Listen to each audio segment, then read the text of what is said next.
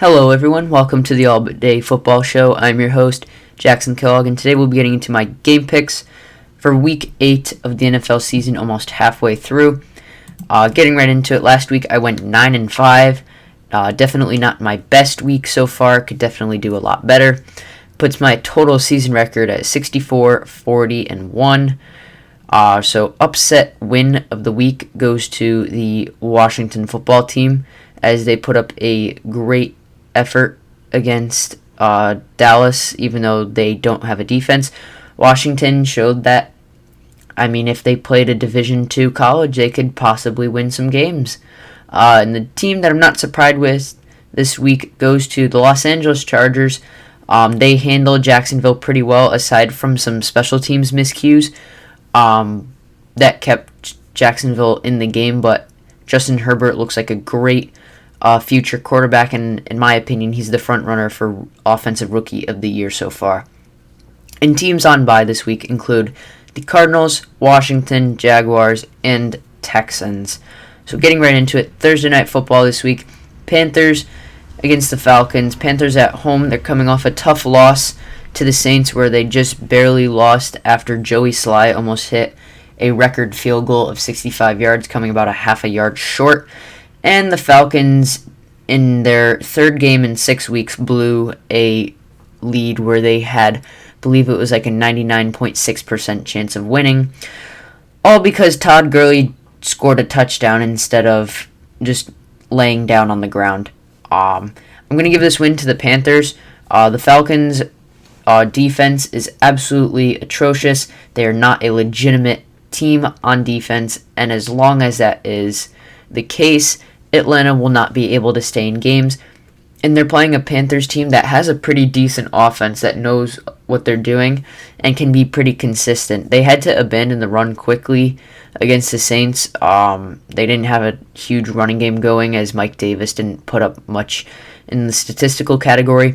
But I have a feeling against this Falcons defense, they're going to get the chance to get the running game going and then from there build off of that, stretch the Falcons out with the vertical pass attack to Robbie Anderson and DJ Moore.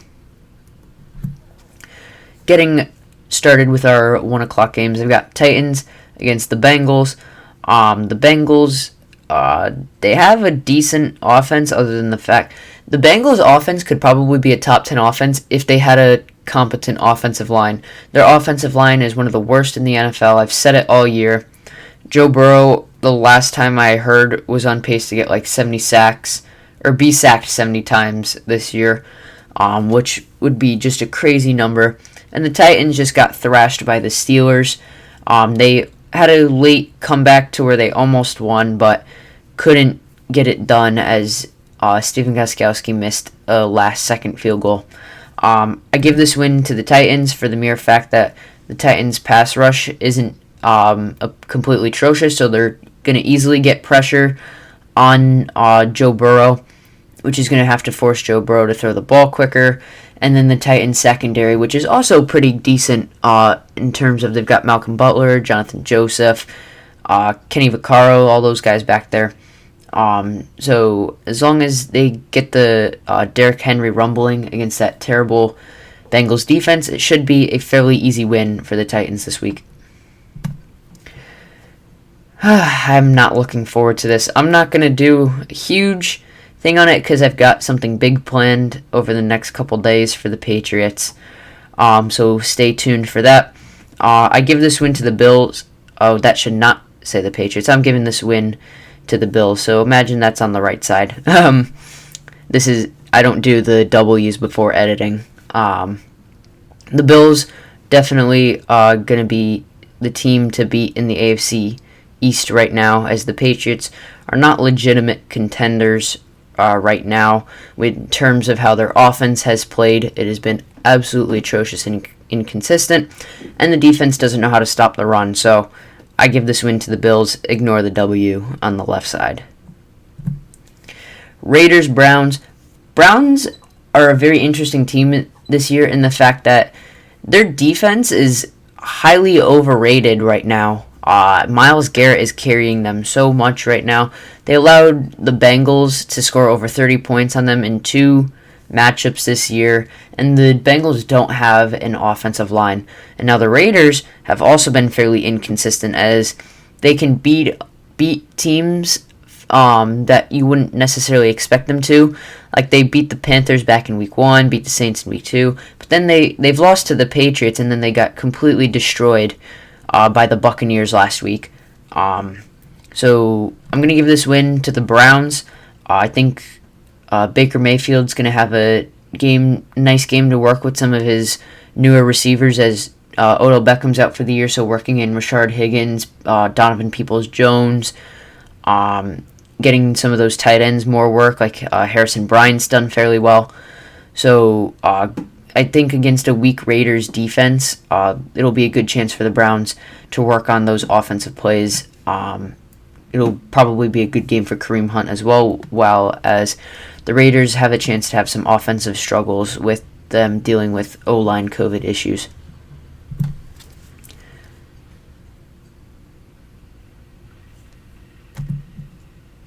Chiefs win. Steelers against the Ravens. This, I think, is my matchup of the week this week, as both these teams clashing as Titans in the AFC. Not the actual Tennessee Titans, but these guys are legit top 3 AFC teams in the league. I feel like the winner of these two teams is going to end up possibly meeting the Chiefs down the line in the playoffs in the AFC Championship.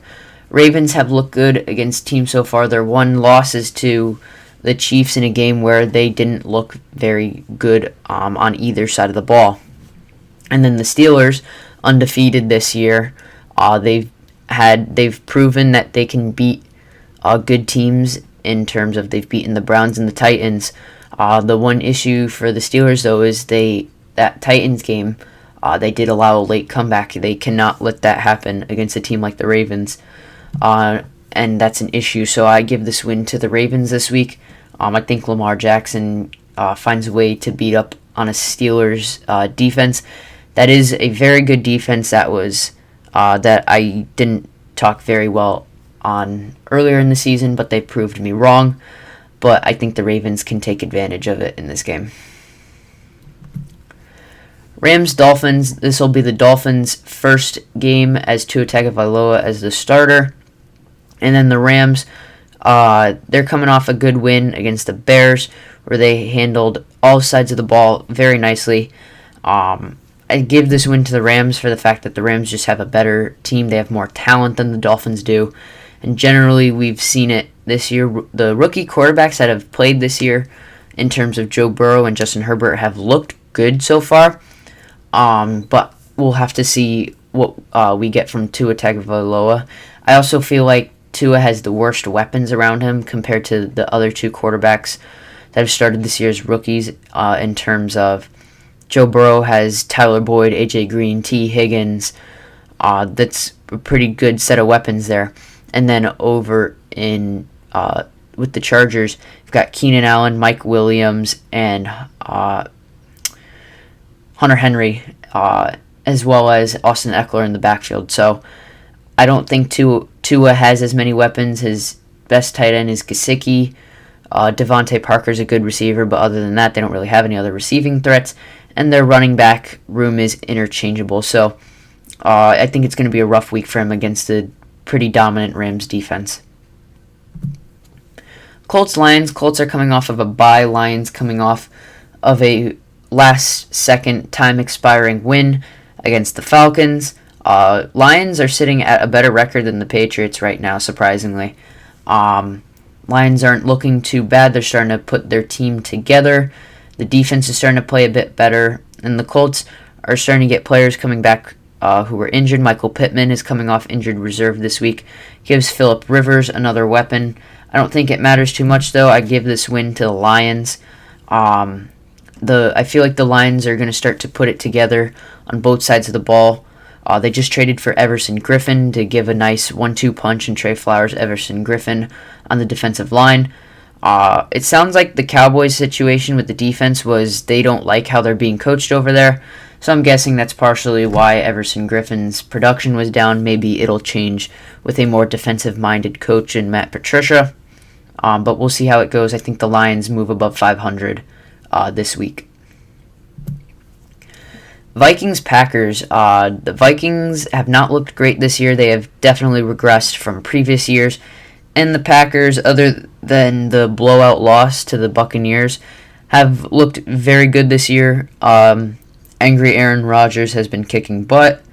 And I think it's just going to continue this week. The Vikings are going to be without, I think, 3 of their 4 starting corner, or like their top 4 corners are going to be without 3 of them.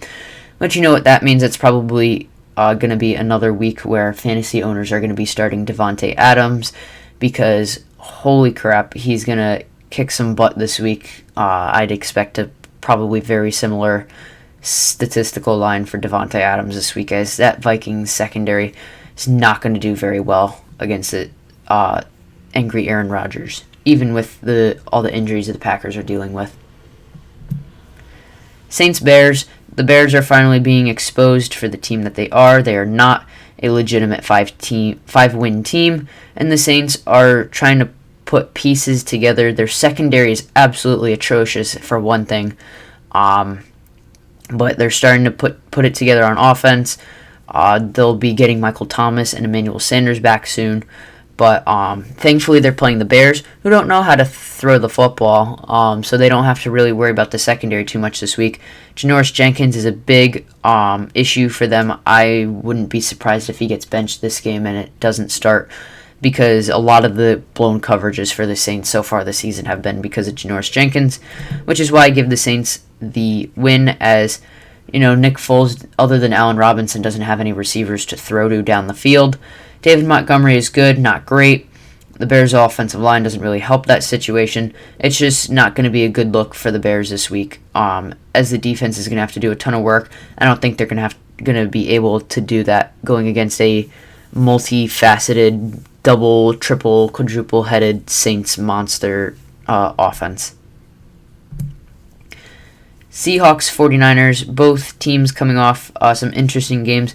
49ers getting a complete curb stomping of the Patriots, absolutely destroyed them on all sides of the ball. And the Seahawks had a close loss that went to overtime with the Cardinals. The secondary for Seattle got completely exposed in that game. And I think it has a chance for it to happen again in this game if Jimmy Garoppolo throws deep. But I do think the Seahawks take this win. Generally speaking, in the NFC West, other than previous years where the Cardinals weren't too good, a lot of the times the home team usually takes the wins no matter where they are. Seahawks are home this week. They don't necessarily have the 12th man to help them out, but it's definitely very tough for teams to go into Seattle and take a win no matter the situation. So I think the 49ers are going to have a little bit of an issue with Seattle this week. Chargers-Broncos. Broncos, they're back down to earth after getting blown out by all different forms by the Chiefs. And the Chargers, Justin Herbert is looking great. The way he's playing has kept the Chargers in so many games this year. I don't think Tyrod Taylor would be able to do that if he's the starter. Tyrod Taylor wasn't so much like a deep ball thrower, playmaker. Justin Herbert is definitely that quarterback. He's got a strong arm, and he has good decision-making so far this season, which is why I'm giving the Chargers the win, as the Broncos' defense is good but not great, and I think Justin Herbert is going to be able to throw it to his different receivers and Keenan Allen and Mike Williams to tear up that Broncos secondary. Eagles-Cowboys. For some reason, this is in a primetime matchup. I really don't understand why. But Eagles are trying to get some players back from injuries. Cowboys are just keep losing players from injuries and getting rid of more and more players. I'm pretty sure they just released Dontari Poe not too long ago. That they're switching things up on defense. They know their season's shot. They're going to be Andy Dalton hasn't come out of concussion protocol yet, so that means Ben DiNucci, their third-string quarterback, will be the most likely starter for them against the Eagles. And that's why I think the Eagles take the win. I think the secondary doesn't have to do too much against the Cowboys as long as they keep pressure on Ben DiNucci. I think it's going to be a fairly easy win for the Eagles as Carson Wentz makes better decisions than he has had during this season so far. Now, getting into the Monday Night Football matchup, Tom Brady and his Buccaneers are going into MetLife Stadium to play the New York Giants. Giants, they're not a legitimate team this year. The only wins they're going to get are within their own division. The Buccaneers have absolutely destroyed teams that have way better rosters than the Giants. I have a feeling this is going to be a rough matchup for the Giants, and which is why I'm giving the Buccaneers the win. I honestly, bold prediction, I'm expecting 50 points from the Buccaneers this game. Too many different players for the Giants to have to worry about. James Bradbury might hold down Mike Evans for a bit, but then some of those other receiving threats that the Bucs have in Scotty Miller and Rob Gronkowski, and then even in the running attack with Ronald Jones and Leonard Fournette are just going to tear up the rest of this Giants defense. So anyways, guys, thank you so much for watching. If you enjoyed, be sure to hit the subscribe button if you aren't already. Leave a like, that'd be greatly appreciated.